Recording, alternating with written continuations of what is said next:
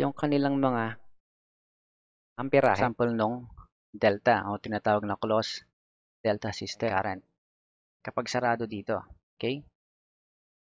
Percent ng kanilang total capacity sa dalawang transformer.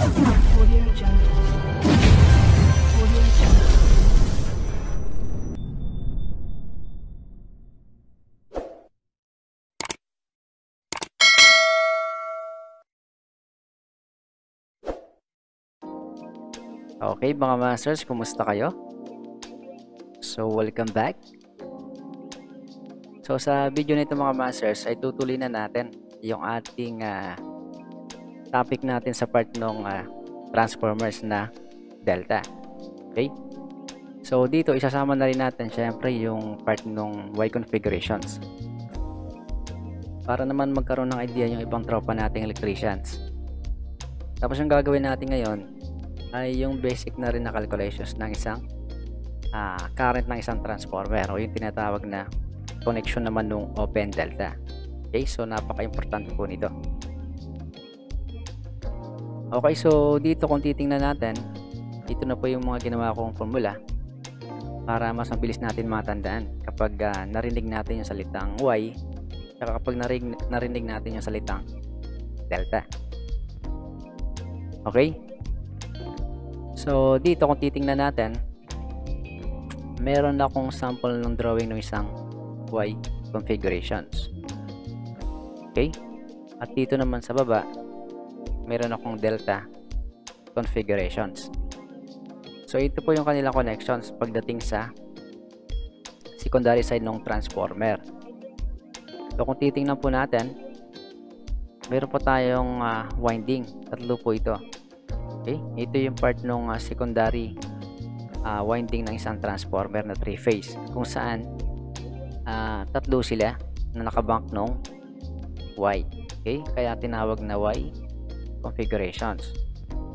So sa delta naman, kung titingnan po natin, tatlo rin yung kanilang winding. Okay? Pero sila naman ay delta configurations. Kumbaga yung winding nila ay nakakonfigure sa magkaibang configuration. Okay?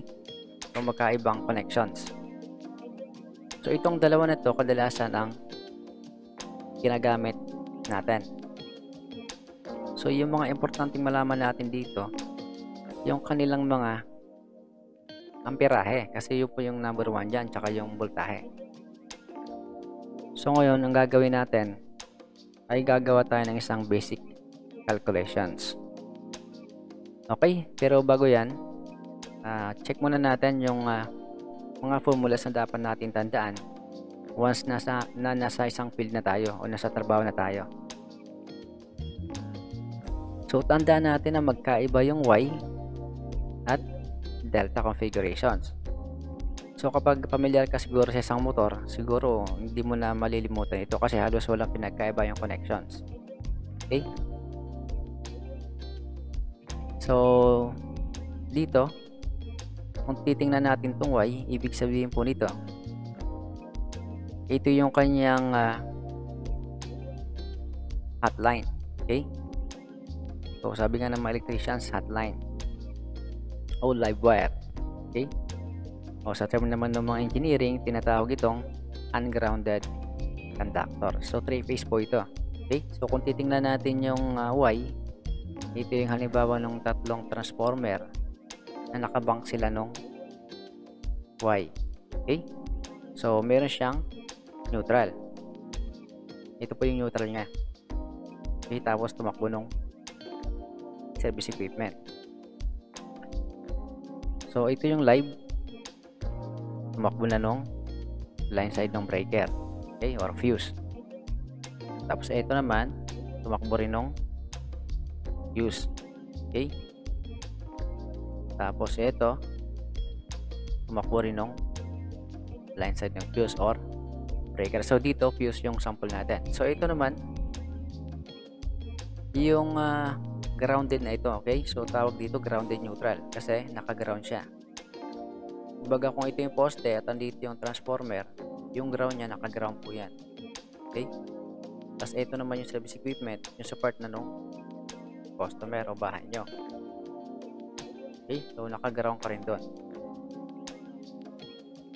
So ito po yung sample nung Y configurations. Okay, na ang voltahe ay 208 yung kanyang line to line, and then line to neutral niya ay 120 volts.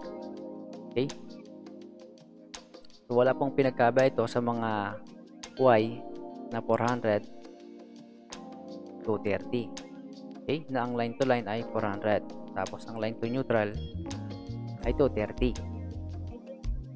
So ito po yung kanyang sample connections. Okay, so ito po yung mga tatandaan natin na mga formula pagdating sa Y configurations. Okay, kadalasan pag hindi Y ang binanggit, star yung binabanggit. So isa lang po yan, isang connection lang po yan. So ito po yun, star or Y connections. So ito po yung tatandaan natin sa pagdating sa part ng voltage tsaka current formulas. Pag sinabing phase, ito po yung phase dito. Okay, ito po yung phase. Kapag line voltage naman, ito naman yung voltahe dito sa line to line. Okay, yun yung dumadaloy ng voltahe dyan sa line to line connections. Tapos ito naman yung phase current. Okay, so kanina phase voltage, ito po yon, yung line to neutral. Yun po yung ating phase voltage. Okay, so yung voltage masusukat natin dyan, halimbawa nasukat natin yung 120, tawag po doon ay phase voltage.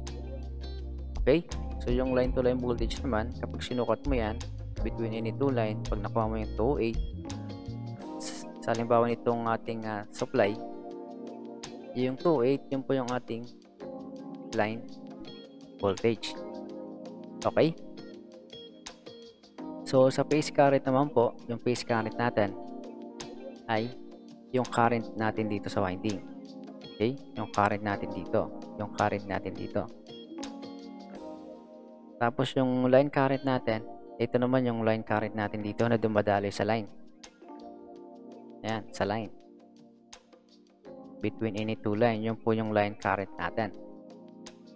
Okay, yan po yung line current natin. Okay, so ito yung mga tatandaan natin na kapag dating sa Y o star connections, tulad po nito, ang phase voltage ay equal yan sa line voltage divided by square root of 3, or line to line voltage divided by 1.732. Okay, so para makuha yung phase voltage, yan po yung kailangan natin na formula. So di ba sabi ko kanina yung phase voltage ay ito. Okay, yung voltage masusukat natin tulad dito 120 kasi nakalagay siya sa phase voltage. So para makuha yung 120 na yan, ito lang yung gagawin mo. Okay, kasi yung BP natin is phase voltage di ba? Ito yun, no? So i-divide mo lang yung line voltage sa square root of 3, or i-divide mo lang sa 1.732 yung line to line voltage mo. So itong 2.8, pag divide mo yan sa 120 ay sa square root of 3, makukuha mo na yung phase voltage mo. Okay, so testing nga natin. Okay, so sample lang po natin. So sabi ko, itong ating phase voltage, makukuha natin yan kapag ginamit natin yung formula nito. Okay, yung VP, tawag natin dyan phase voltage. So equal yan sa line voltage divided by 1.732. So kapag sinundan po natin yan, dapat makuha natin yung ating 120 na volts. Okay, sa phase voltage. So testing nga natin. Okay, so kunin lang natin yung ating line to line. So ano ba yung line natin? 208. So 208 divided by square root of 3 or 1.732. Okay? So kapag divide po natin yan, lalabas dito ay yung phase voltage. Dito po yon. Yan po yung line to neutral voltage natin, itong 120. Okay? So ito po yung formula na dapat natin tandaan. Nakuha po ba? So yung 120 natin, yun yung phase voltage natin na line to neutral voltage. Okay? Ito po yan. Ito rin. So ito yung mga dapat natin malaman. So nakuha po ba? Question, paano kapag 400 230? So ganoon din po yun. So halimbawa, ang aking supply dito sa secondary side ko ay naka-wide din ako na 230. So ang magiging line to neutral ko dito ay 230. Tapos yung line to line ko ay 400 volts. So kapag ginamit ko tong formula na to, dapat napalabas ko rin yung aking line to neutral voltage, so tulad po nito. Okay? So testingan natin. So 400 divided by 1.732. So ito po yung aking line to neutral. Okay? Yung aking line to neutral. So sabi ko nga kanina, yung line to neutral ko ay 230 at yung line to line ko ay 400. Okay? So walang pinagkaiba po yan dito pagdating sa Y. Nakuha po ba natin? Okay, so meron na po tayong video niyan mga masters. So panoorin nyo na lang. So yan po yung ginawa ko ng video dati, matagal na ito. Eto. Okay, so dahil nalaman na natin yung phase voltage, so yung line voltage naman, so ito naman yung mga dapat din natin malaman. So may video na ako nito, uulitin na lang ulihin natin para ma-refresh tayo. Okay, so sa Y configuration tayo. So ito lang yung dapat natin tandaan. Okay, so kanina kinuha natin yung VP o yung phase voltage natin, ngayon naman kukunin natin yung VL natin. Okay, so yun po yung line voltage ngayon. Yung line voltage kanina nag-focus tayo sa 120, ngayon ito na yung 208. Ito na yung line to line voltage natin between any two line, o yung puro ungrounded o puro hot. Okay, yung puro hot o live wire, kasi yung phase kanina may neutral yon. So ngayon naman, ito naman yung formula para makuha natin yung ating line to line voltage. Okay, yung line voltage natin. So testingin natin. Okay, so yung ating line voltage dito ay 208. Okay, so para makuha yon, kailangan lang natin ng square root of 3, multiply natin ng BP o phase voltage. Okay, teka lang, baka mayroong baguhan. So ang kinakalculate na natin ngayon sa ito na yung line voltage natin. Itong line voltage natin, kung saan yung ating line to line ay 208. Yun yung line to line na papasok sa panel natin. Okay, yung line to line. So dapat makuha natin yung line voltage natin gamit itong formula na to. Dapat napalabas natin yung 208. Okay, so testing natin. So 1.732 multiply ngayon natin ang VP o phase voltage natin, ilan? So 120, di ba? So 120, and then yan. So ito na ngayon yung ating line voltage. Okay, yung babagsak dito sa line side ng breaker mo, ito mga to. Okay, yung line to line voltage natin, yan po yung line voltage.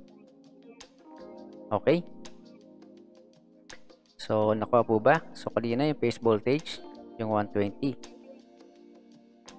Ngayon, yung line voltage, ito na yung 208. So, ito lang yung formula. Nakuha po ba? Okay, so, paano naman kapag 400 ako dito? So, halimbawa ng 400, tapos 230. O yung line to neutral ko, 230. Line to line ko, 400. So, pares lang po yan. So, kapag pinasok ko rin yung formula natin sa line voltage, halimbawa yung aking, para makuha ko yung BL na akin o yung aking line voltage sa 400 volts 230, ipapasok ko lang yung 1.732 din. Tapos, multiply ko ngayon sa 230. Kung halimbawa 400 volts yung aking line to line voltage. Okay? So, lalabas dyan, 398. Yan din yung babagsak dito. Okay? Yan yung magiging line to line ko. O 400 volts. So, walang pinagkaiba. Ganito rin yung formula pagdating sa line voltage. Okay? So, sana po nakuha natin yan. Okay, so dito naman po tayo sa ating phase current. Okay? So, nasa Y pa rin po tayo. Y configurations. So, dito, tapos na tayo. Tapos na tayo dito. So, phase current na po tayo. So, sabi ko nga, may meron na tayong video nito eh. So, ulitin lang po natin. Baka mayroong mga beginners sa atin. Okay, so, kukunin naman natin yung phase current sa Y. So, kapag sinabing phase current, kung papasin mo yung phase voltage, nandito siya, di ba? Ayan siya. So, ang phase current, andito rin. Okay? Ito yung dumadaloy na current sa winding. Okay? Yan yung current na dumadaloy sa winding ng transformer. Okay. So, para makuha yon, yung ating IP o yung ating phase current ay equal yan sa line current. Para nangyari yan. So, ganito po yan. Halimbawa, ang dumaloy sa akin dito ay 5 ampere. Okay? 5 ampere yung dumaloy dyan. So, yan din yung nadaloy dito sa aking line. Okay? Kasi isang supply lang sila. Yung isang linya lang. Yan o. Oh. Isa lang yung daanan. Okay? Kaya, ang phase current pagdating sa Y ay equal sa line current. Kung ano yung dumadaloy kong current dito sa line, ay ganoon din yung dadaloy dito sa aking phase. So, ang phase current ay equal sa line current pagdating sa Y configurations. Okay? So, napakasimple lang po.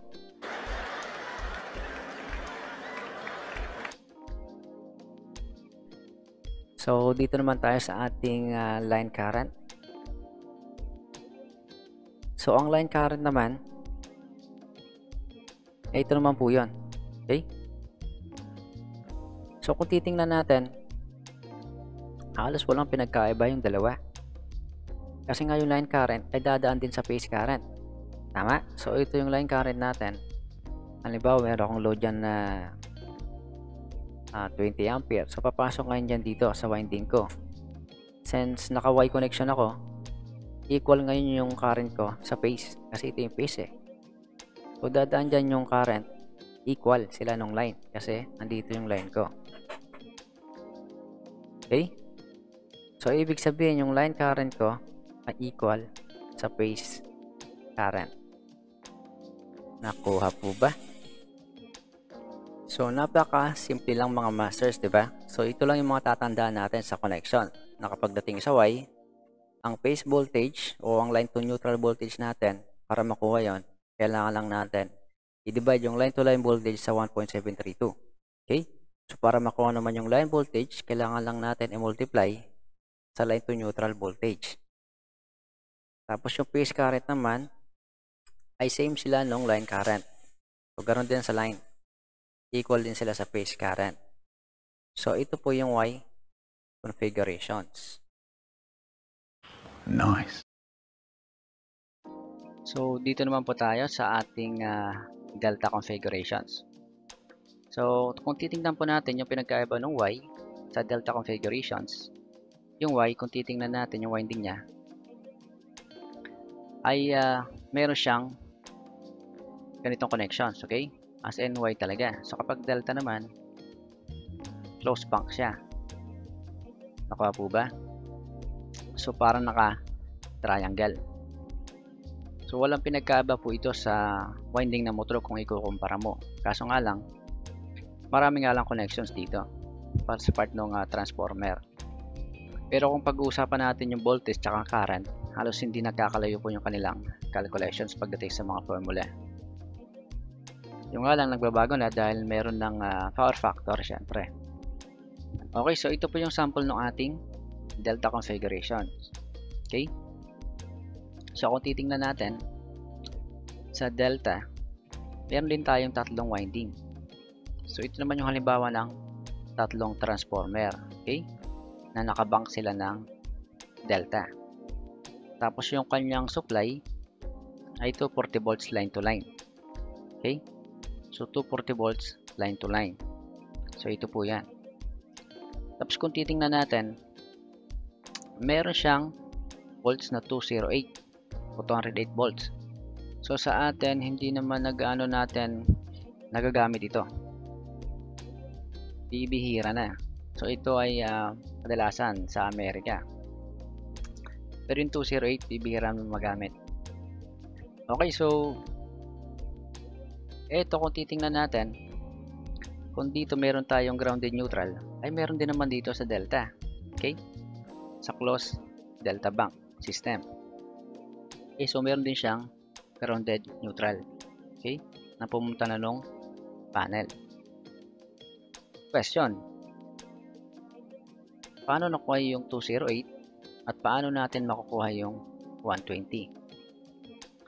So, unahin muna natin yung ating base voltage. Okay? So, ihuli natin tong 208 kasi iba po yung formula nito. Okay, so eto na. So, ito yung ating sample ng delta connections. Ito po yun.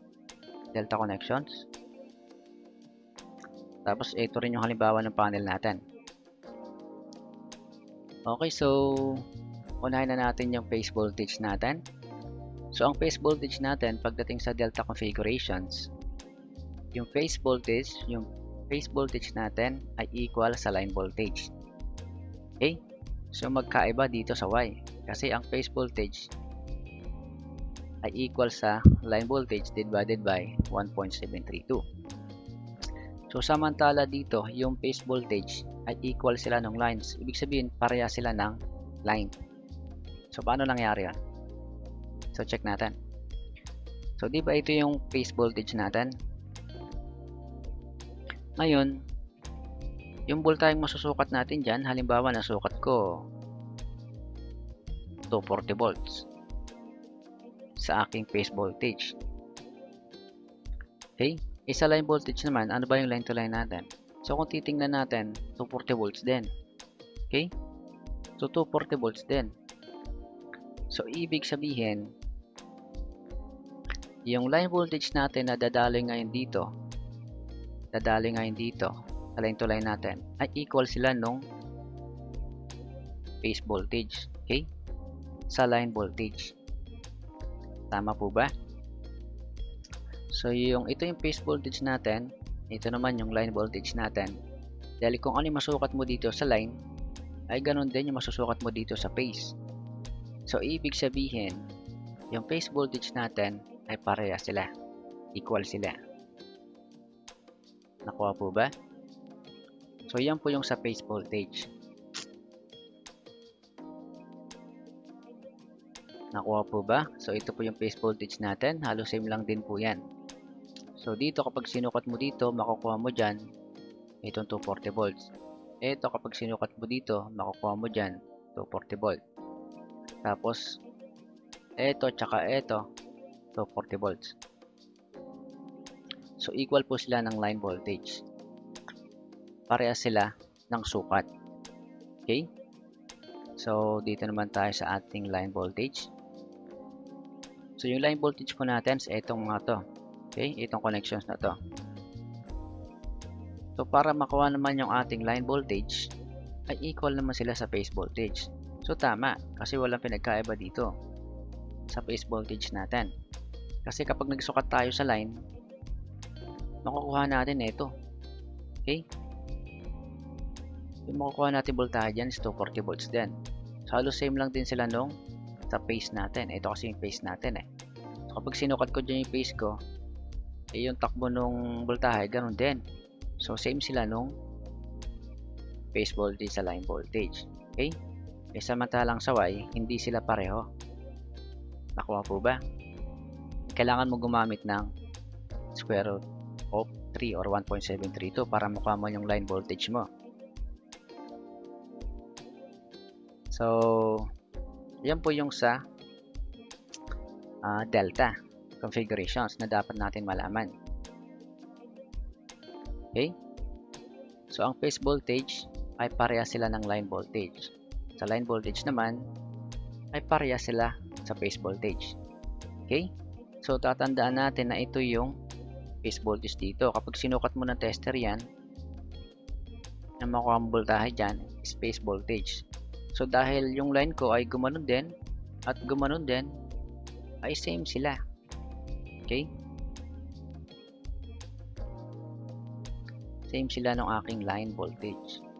Kaya naman, ang line voltage ko ay parehas kami sa phase voltage. So, kahit baliktarin. Okay? So, nakuha po ba natin? Okay, so dito naman po tayo sa ating phase current. So, di ba ang phase natin is ito? Ito yung current na dumadalo mismo sa winding natin. So, ang phase current naman natin, pagdating sa delta configurations o closed delta bank, ay ito naman. So, para makuha yung phase current, kunin lang natin yung ating line current and then i-divide natin sa 1.732. Okay? So, yun po yung current na masusukat natin dito sa ating phase. Halimbawa, clean up ko to. Meron akong clamp dyan, clean up ko to. Inuka kong current dyan ay phase current. Okay? Or IP. So, para makuha yung, kailangan mo lang yung line current. Tapos, i-divide mo sa 1.732. So, mamaya meron po tayong sample niyan. Okay, so dito naman tayo sa ating line current. So, ang line current natin, ito yung kinaklamp natin sa line side na ng ating panel board. Ito. Okay? So, line current po yan, nadadali sa transformer. Ito po yun. Tapos, ito po yun. Okay? Kapag sinukat mo yan ng clamp, kapag sinukat mo to ng clamp, at kapag sinukat mo to ng clamp, ang makukuha mo dyan ay line current. So, ito yung formula. Okay? So, para makuha mo yan. So, importante po ito pagdating sa schedule of load.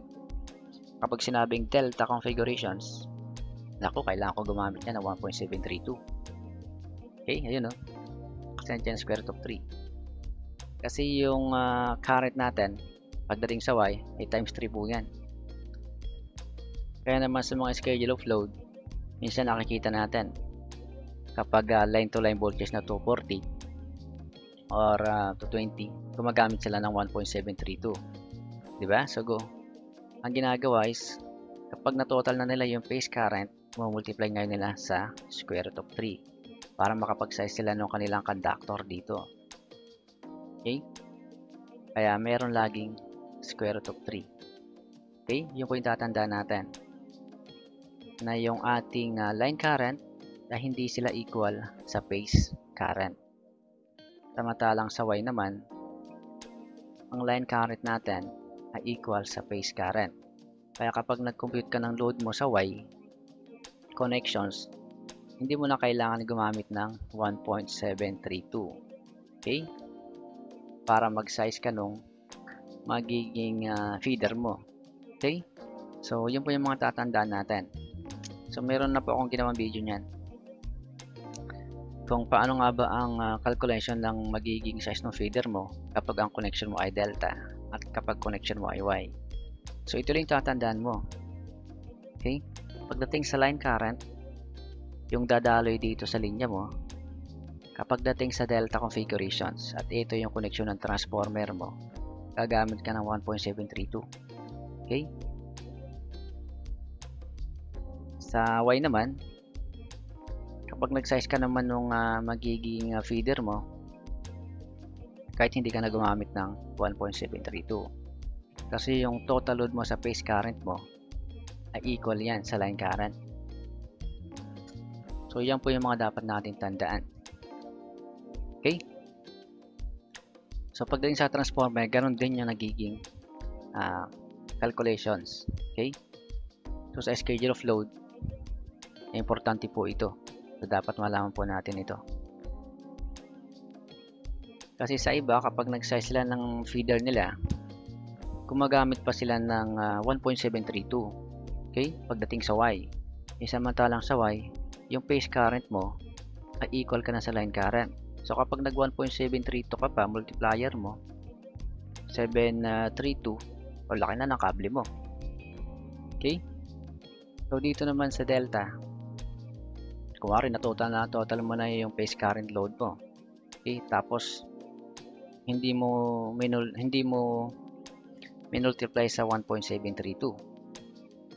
Hindi mo multiply sa 1.732 dito. Ngayon, umandar na. So, times 3 yung current mo sa phase current. Okay, so yun po yung mga dapat natin malaman. So, meron akong video niyan mga masters. Panoorin nyo na lang. Okay, so nalaman na natin. Okay, yung Y configurations at delta configurations. Questions, ano naman to? Bakit may 208 dito? So, sa atin, hindi na available ito mga masters. Bibihira po ito gamitin. Yung ganitong connections. Yung center top grounded neutral sa delta.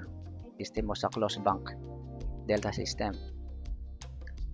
Yung calculation naman ito mga masters kung paano makukuha yung 120 kapag meron kang center top grounded neutral sa ganitong connections ng delta.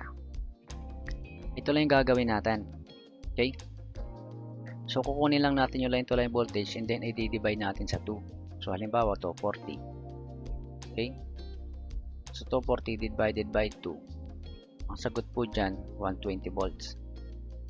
Okay? Yun po yung voltahe mo sa line to neutral. Nakuha po ba? So, dito naman, sa ating high leg, o tinatawag na wild leg, ano pa ba ang tawag nila dito? Orange leg, red leg, bastard leg. So, marami pong pangalan dito. Okay? So, sa part na to. Okay, so kung kukunin po natin yung 208, ang formula po dyan ay wala po dito. Okay? Kasi hindi siya kasama sa standard formula. Para makuha po natin yung ating high leg voltage, ito lang po yung formula natin. Okay? So, type ko na. So, high leg voltage. Bakit ang sulat ko So, high leg voltage ay equal yan sa square root ng 240 yung line to line voltage mo, and then minus mo ngayon sa line to neutral voltage mo. Okay? So, lalabas dyan is yung magiging voltahe mo dito. Nakuha po ba? Kung sakaling ito yung X1 mo, ito yung X3 mo, at ito naman yung X2 mo. So, X1 to neutral, 208. Kapag ito yung ginamit mong formula, mapapalabas po natin yan. So, sampulan nga natin. Nasaan na yung malupit kong calculator? Okay, so ito na. So, kunin natin yung line to line voltage natin. Kunin natin square root of yung square. Tapos, minus lang natin sa line to neutral voltage natin. Okay? Na 120. Yan, square. Tapos, total natin. Square root. Okay? Para mapalabas natin yung 208. So, manual na natin. 43. Oops. 43. Then, equal natin. Ito po yun. Okay? Ganito po mag-calculate ng kanyang line to neutral voltage sa highlight. Nakuha po ba natin? So, ulitin po natin. Baka mayroong mga baguhan. So, cancel ko ulit. Kunin ko yung aking line to line na so, okay, sige. Huwag na natin lagyan ng square. So, halimbawa na lang 240. So, babaguhin po natin yung formula natin. Baka wala kayong scientific calculator. So, ganito. So, kunin natin yung line to line natin. Tapos, i-minus natin sa line to neutral natin. Okay? And then, 120, 120. Lalabas din po yan. Nakuha po ba? Tapos, kukunin mo na ngayon yung square root nitong sagot na to. So, 43. Square root. Kunin mo lang yung 43. 200. So, lalabas na po ito. Ito po yung high leg voltage natin sa closed delta bank ng transformer. Nakuha po ba natin? So, itong 120, simple lang din. Tulad ng sinabi ko kanina, ulitin ulit natin. Baka mayroong mga baguhan. So, kunin mo lang yung line to line voltage natin. Okay? And then, divide mo lang sa 2. Makukuha mo na yung 120. Ito po yun. Yung line to neutral voltage natin kapag mayroon tayong center tap na grounded neutral. Okay? Ito yung line voltage natin. Ito yung voltahe natin sa high leg. Okay, so dahil nalaman na po natin kung ano yung mga dapat natin tandaan sa delta configurations ng mga formula at 2Y configurations ng mga formula. So, dadako na po tayo sa ating magiging topic natin na open delta. Okay? Gawin natin drawing ko. Oops, pangit ah. So, ito. Okay, so ito yung halimbawa nung connection ng transformer na to. Naka-delta po siya. Okay? Kasi kung titingnan natin, yung bawat dulo niyan ay naka-join. Ayun no? Okay? Kumbaga, eto, dulo nito at dulo nito magkasama. Okay? Eto at eto magkasama. Eto at eto magkasama. Tapos sa likod niya, eto at yung pumunta dun sa likod, eto at eto. Tapos eto at eto. Okay? So, ibig sabihin, closed delta bank system sila, yung kanilang connections. Okay? So, ang trabaho ng transformers, depende. Pwedeng step down, pwedeng step up yung voltahe. Okay? So, para magamit ng isang customer o isang building. So, pinakita ko lang po dito yung sample ng isang closed delta system. Okay? Halimbawa, itong transformer na single phase, binak mo na 3 phase. Okay? Ang halimbawa ng delta connection. So, marami po tayong transformer bank connections na pwede gawin sa transformer natin. So, hindi na po natin ipapaliwanag yung mga masters. Nag-focus lang tayo sa Y at delta kasi yun po yung number 1 na lagi nakikita natin. So, dahil open delta yung topic natin ngayon, importante kasi na malaman din natin to. Okay, so dahil nalaman na natin to at eto, so dadako naman tayo sa ating open delta. Okay, so pero bago yun, syempre ito muna yung mga dapat natin tandaan yung kanina na ginawa natin.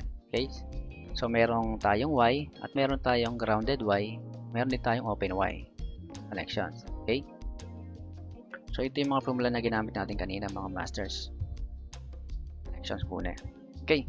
So dito naman yung mga dapat din natin tandaan, tulad nga sinabi ko yung delta. So yung pinag-usapan natin kanina na sinample natin is center grounded delta. Okay? Tatlong transformer po yun. So ito naman tatlong transformer din na single phase na binank sa 3 phase. Halimbawa na lang is corner grounded delta kapag andito yung ground nya. Okay? So ito naman yung closed delta bank. Same lang po nito. Pero hindi siya grounded. Tapos ito naman po yung open delta. Okay? Nakuha po ba natin kung saan yung topic natin ngayon is open delta. Okay? So ito ulit yung mga formula natin kanina. Narito pa rin. So tatandaan po natin itong mga to. Okay? So kapag sinabing open delta, wala dito yung isa. Okay? Kasi open. Nawawala yung isang winding ng transformer natin. Nawawala ito. So parang nawala itong isa na to. Nakuha po ba natin? So ulitin natin. Center grounded delta, corner grounded delta, delta, at open delta. Alright.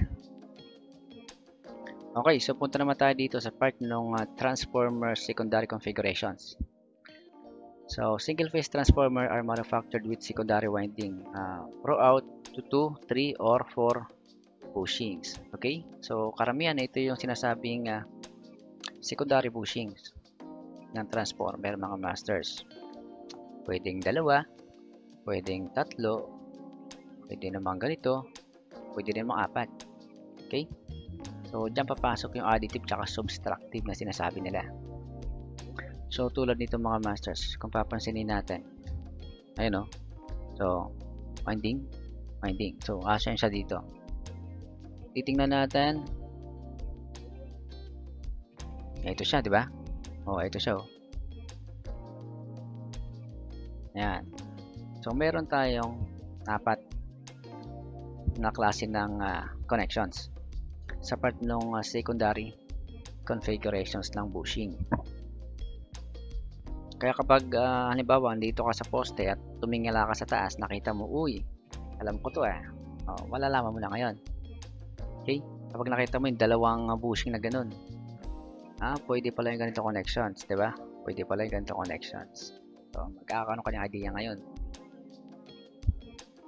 Okay mga masters, so dito na tayo sa open delta. So ito na yung sample natin. Okay? So magkakalculate na tayo. Pero bago yan, ito muna yung halimbawa ng open delta. So halimbawa na lang, itong transformer na to ay nasiraan. Okay? Or nag-overload, nagkaroon ng problema. So ngayon, kailangan mong ibaba or repair. Okay? So ibababa mo yan dahil kailangan mong i-repair or palitan. Okay? Halimbawa na lang So ngayon, possible ba na magkaroon pa ng 3-phase supply? Yes, mga masters, posible. Pwede pa. So gamit yung open delta connections. Okay? So magiging ganito po yung connections natin. Dalawang transformer na lang. So yung primary pwedeng Y, pwede namang delta. Okay?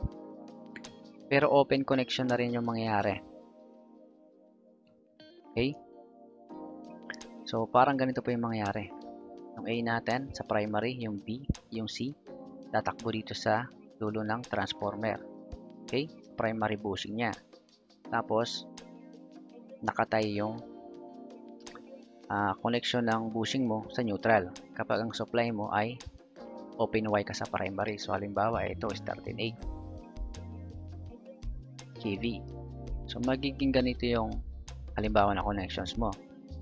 Tapos sa part naman ng secondary mo, kapag open Y ka sa primary at open delta ka sa part ng secondary mo, ganito naman. Okay? So open ka ngayon sa part ng secondary mo. Ngayon dalawa na lang yung transformer mo. Ito yung magiging connections mo halimbawa. Okay?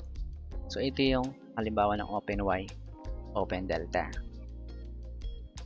So, pwede ka ditong mag-delta, open delta ka sa primary, pwede ka namang mag-open Y sa secondary. Pero itong sample natin ay open Y, open delta. Kasi nagkaroon tayo ng problema at binaba natin to for repair. So habang nire-repair ngayon yan, babaguhin mo yung connections ng transformer mo. Gagawin mong open Y, open delta. So yan yung option na pwedeng gawin sa part ng mga single phase na transformer na nakabank ng 3 phase. Nakuha po ba natin? So ito naman mga masters. So ito top view. So ito yung loob ng transformer, winding, connections. So di ba yung isa natin, so halimbawa ito pinull out na natin eh. Okay? So si Master Joe, pinull out niya na yung isang transformer for repair O ayan. So ang ginawang connection ngayon, ito na. Okay? Temporary muna habang nire-repair yung transformer para makapag-provide ka ng 3-phase na supply sa secondary. Okay? Open Y, open delta. Kung sakaling naka-Y yung primary side ng transformer mo. Nakuha po ba natin?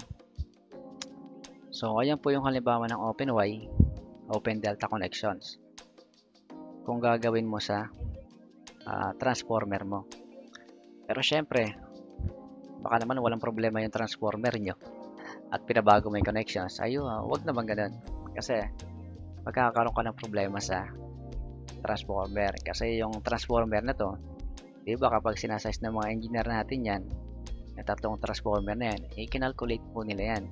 Depende sa demand o depende sa load ng building. So kapag nawala kang isa dito at ni-repair mo, tapos yung load mo hindi ka naman nagbawas, ay magkakaroon ka rin ng problema. Pag nagkaroon ka ng problema sa building at ginamit mo pansamantala yung Y connections, importante rin pong na malaman natin na kailangan din natin mag-reduce ng load sa building. So halimbawa kung marami tayong mga machine, dahil nabawasan tayo ng isang transformer pansamantala, ay kailangan din natin magbawas ng load. Bakit? Baka ma-overload yung transformer natin na open delta. Okay? So, importanteng magkaroon po tayo ng idea doon. Okay, so nakuha po ba natin? Question, ano ba ang itsura ng isang open delta? So, ano nga ba? Ano nga ba itsura sa actual niyan? So, ito mga masters, meron ako nadaanan. Okay? So, unang tingala ko pa lang, halimbawa ako andito, o andito tayo, nakita natin. Uy, dalawang transformer yan O, di ba? Pero kung titingnan mo yung part ng kanyang secondary side, tatlong wire. Okay? So, tatlong ungrounded conductor. Tapos yung kanyang primary line ay tatlong wire. So, ibig sabihin, itong transformer na to ay binak niya ng open delta. Okay? Ganoon din sa kabila, magkatabi sila. Kasi yung supply ay 3-phase din. Yun diba? So ito yung sample ng isang open delta connections. So i-zoom natin. Oops. Zoom natin sa kabila, mas malinaw. Ito. Ayun So 122.40. Okay? So yun yung halimbawa na inano natin sa panel kanina. Kung titingnan natin, ito, A, B, C. Okay? So, ito po yung pinakita kong open delta connections kanina. Tapos, tumikit siya dito. And then, bumaba ngayon dito. Tapos yung isang wire na bumaba din pa ganun. Tapos yung isa, bumaba din pa ganun. So, ito yung actual na open delta. So, ang gumamit nito, napicturean ko to So, restaurant nyo gumamit ito So, applicable naman ito sa mga wala gaanong load kasi kapag marami kang motor, problema. So, may disadvantage din yung mga open delta. Pero kung ang load lang naman ay mga resistive load, kayang-kaya dalhin ng isang Open Delta. Pero ngayon bibihira na gumamit ito mga masters. Kasi kapag ito kagad ang naging halimbawa ng design ng isang poste o yung dinesign mo, halimbawa dinesign ng engineer natin, ganito, paano kapag nagka-problema to?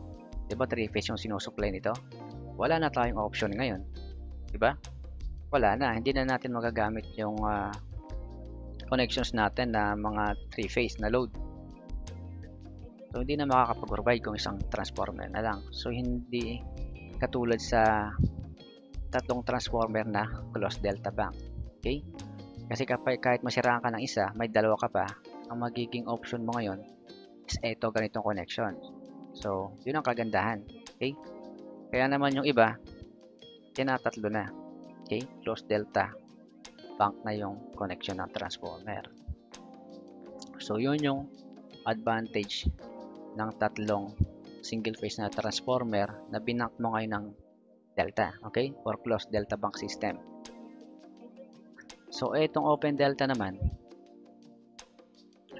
applicable lang siya kung ang load mo hindi naman gano'ng mga critical. Pwede, di ba? At kung wala ka namang ganong load ng mga 3-phase motor load, so wala namang problema kung mga resistive load ka lang, kayang-kaya nito. So kung titingnan natin, malaki yung pinagkaiba ng closed delta system sa open delta. Okay? Ito kasi yung sample ng open delta na 3-phase. Ganito yung winding niyan mga masters. Okay? Ganito. Yan. So nawawala yung isang winding dito. Kaya ang tawag sa kanilang connection na yan ay open delta. Okay? Ngayon kapag tatlo yung transformer mo at may winding ka na dito, tawag naman sa'yo closed delta system. Okay? So balikan nga natin yung closed delta natin, yung sample naman natin. Okay, so ito naman yung closed delta mga masters, di ba? So kung i-diagram natin yung winding niyan, ganito yung magiging connections. Okay? Buo na yung kanyang winding connections. Okay? Closed delta bank system na siya. So, isa, dalawa, tatlong transformer. Isa, dalawa, tatlong transformers. So, kanina, open delta yun, di ba? Kasi wala yung ganito niya. Pero, 3-phase pa rin yung sinupply. Nakuha po ba natin? So, napaka-importante na magkaroon po tayo ng idea sa part ng configurations. So, itong closed delta na to, ito na yung sa secondary side ng transformer. So, ito na yung tinatawag nating service wrap. Okay? Napumunta na ngayon na nung building. So, dito, naka-step down na po yung voltage niyan dito. Pwedeng 220, pwedeng 230, pwedeng 240. Depende sa voltahe. Okay. Nakuha po ba natin yung ating sample ng open delta? So, ito po yun, di ba? So, ito naman yung kanyang sample connections. Okay. So, pwedeng 3-phase 4-wire, open Y sa primary, 3-phase 3-wire, open delta sa secondary.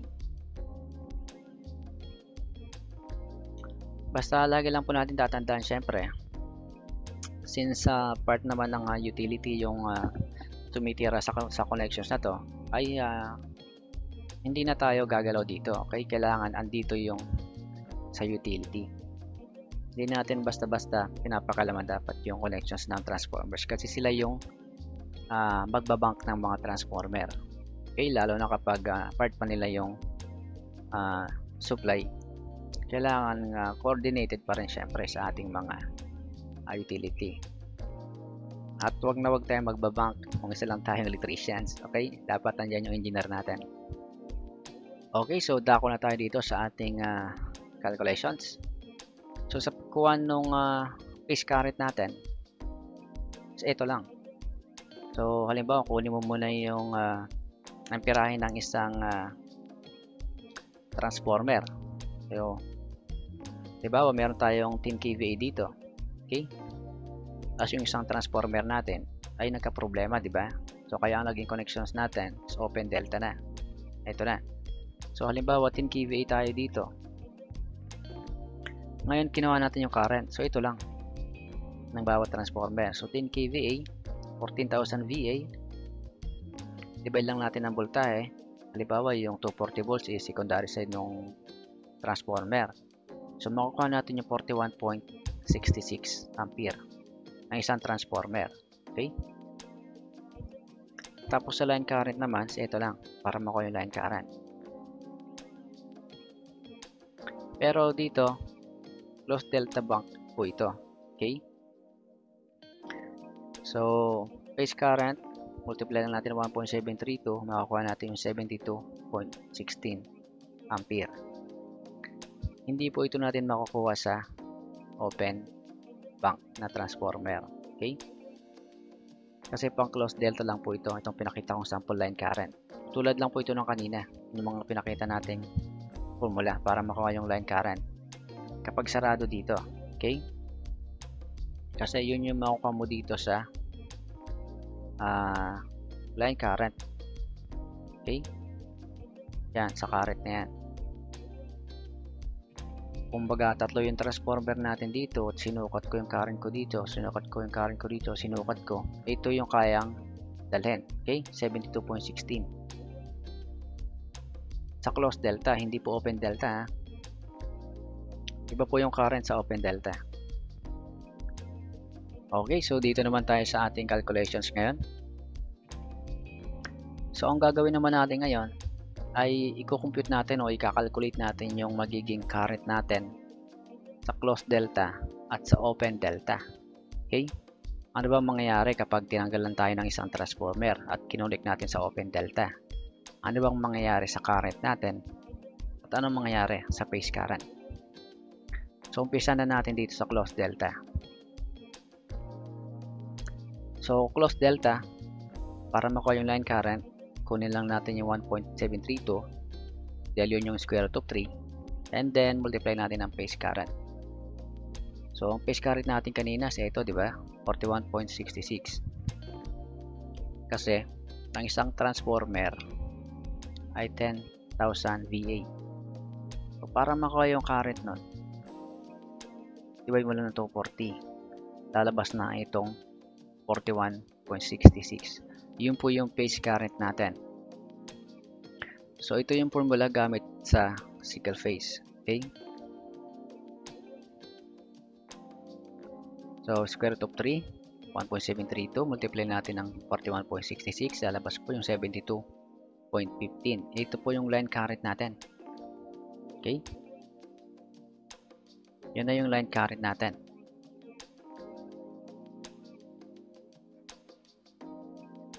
Kung halimbawa ito yung transformer, ito yung line current natin. 72.15. Okay? Na kayang dalhin ng isang closed delta system. So, dito naman tayo sa phase current. So, para makuha yung phase current, kunin lang natin yung line current, divide natin sa 1.732. Okay? So, ito po yung phase current sa mismong winding, yung current na dumadaloy po dito sa bawat isang transformer. So kung titingnan natin, para makuha yung phase current gamit itong 3-phase formula, is yung line current natin divide natin sa 1.732, lalabas 41.65. Okay, yun po yung dadaloy ngayon dito.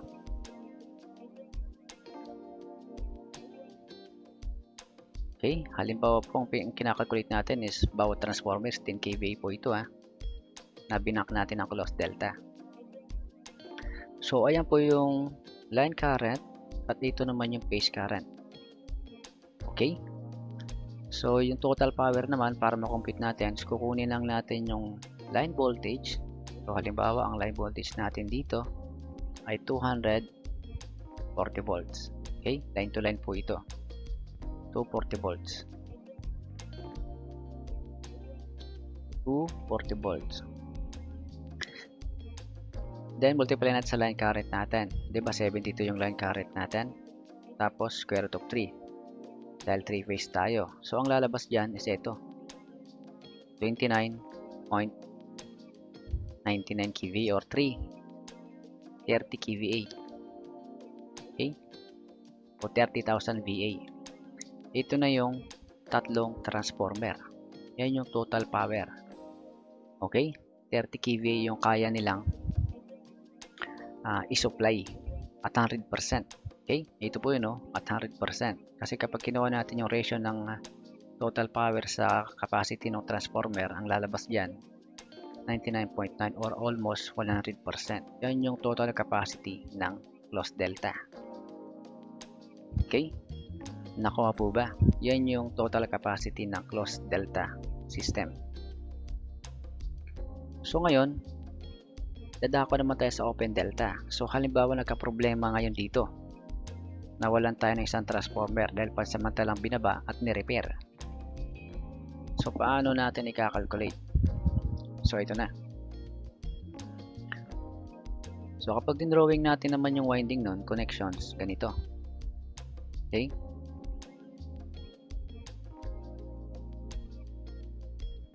Nawawala ngayon yung part dito.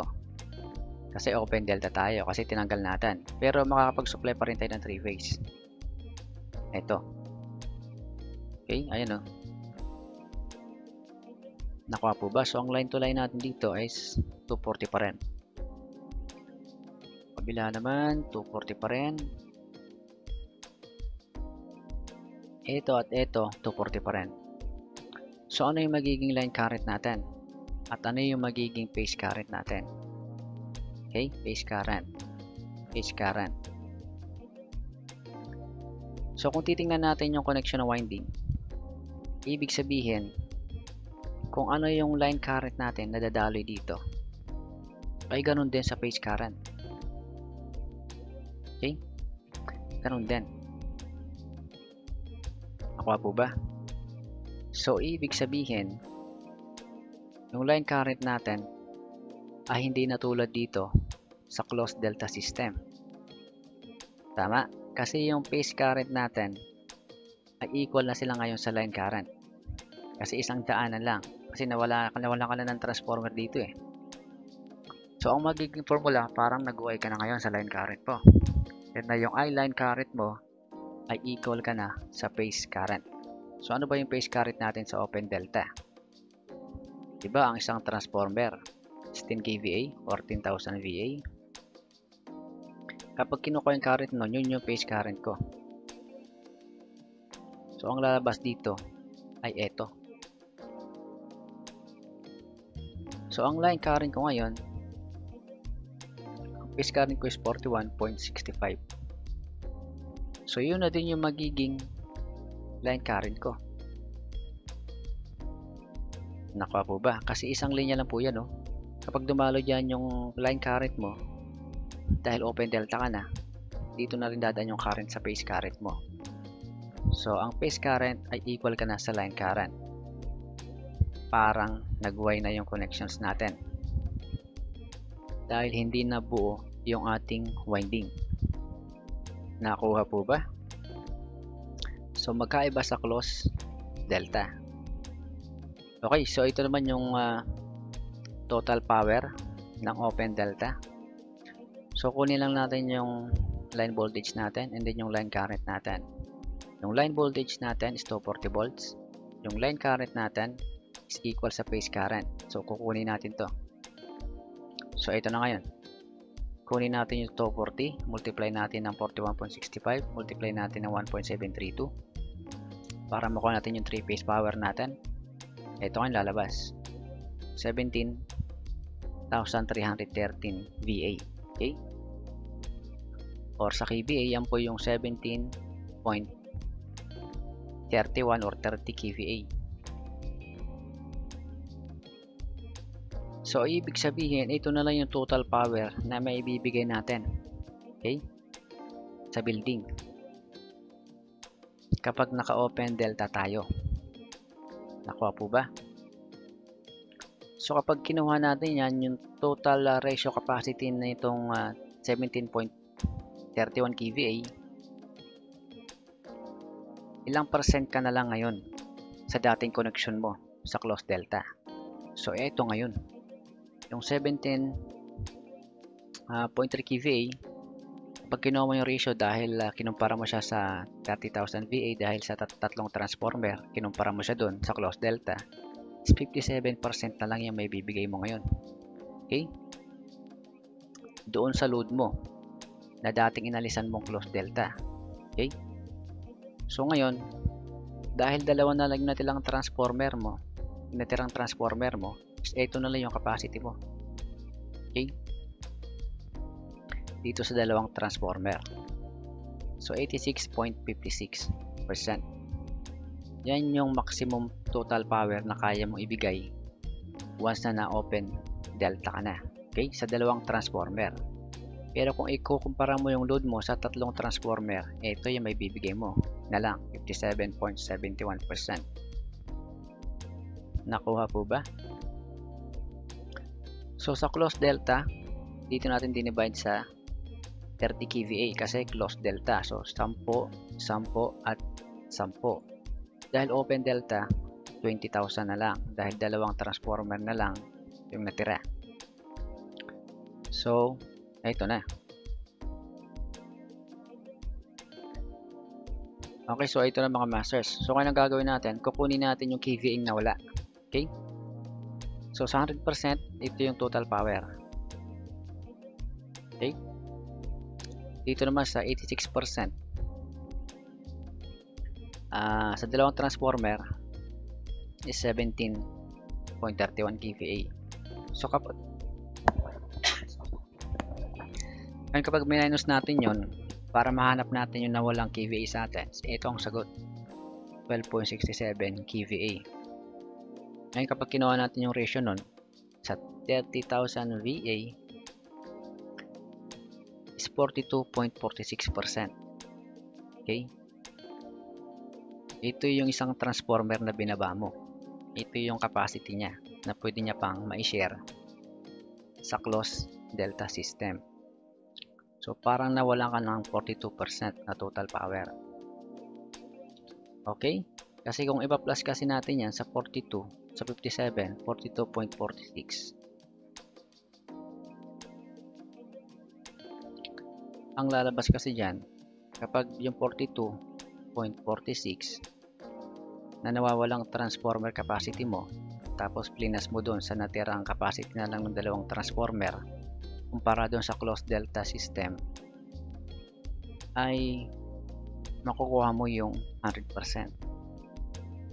Okay?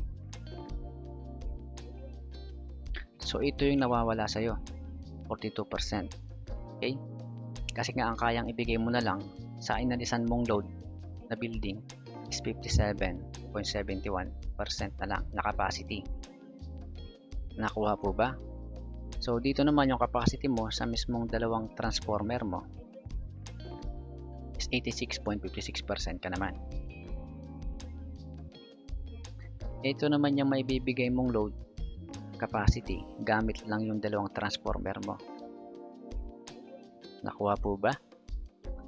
So, ito lang yung mga dapat natin tandaan.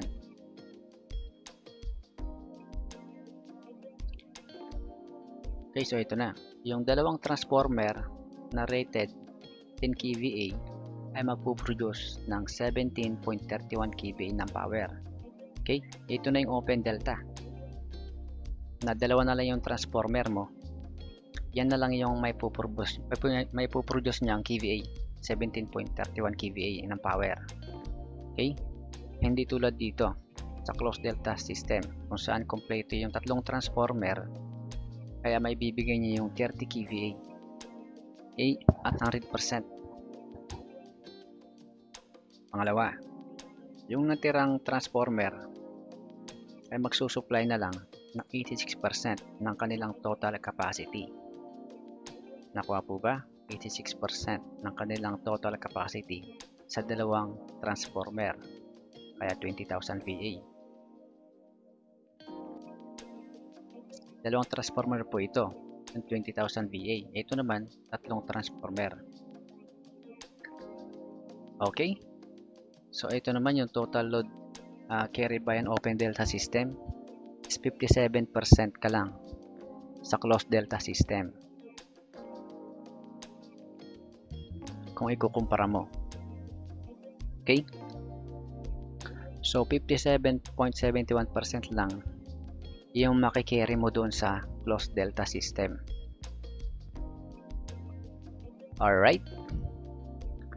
So, nakuha po ba natin?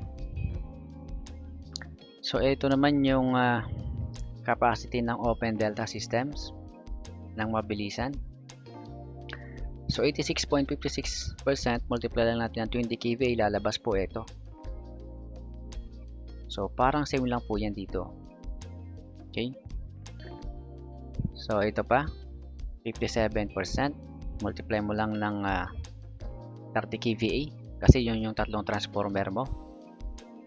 Makukuha mo na rin yung capacity ng open delta mo.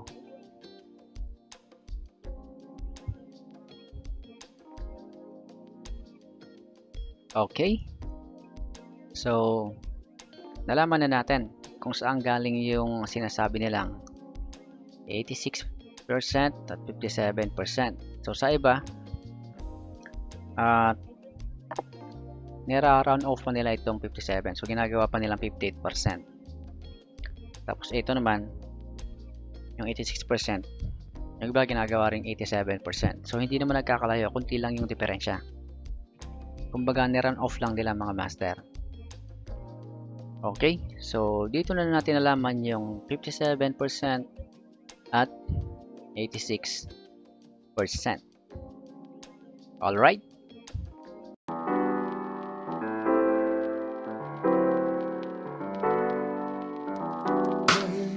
아침을 깨우는 네 목소리 머리를 빗는 네 빗소리 밖엔 비가 오나 봐 들리는 빗방울들이 땅에 떨어지는 소리 전해지는 좋은 신고 대체 뭐야 너는 비법이 아침에 일어나